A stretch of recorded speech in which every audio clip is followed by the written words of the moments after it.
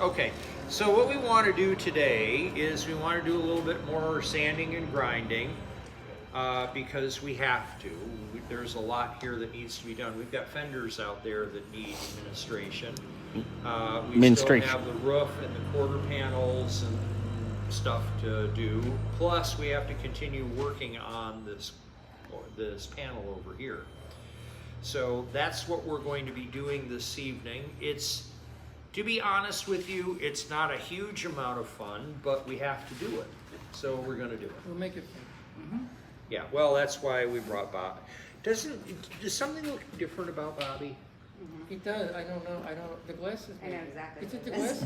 Mm-hmm. It's the glasses. He actually looks serious. He does. He looks very. Yesterday I got him last night, finally. They fit you really well.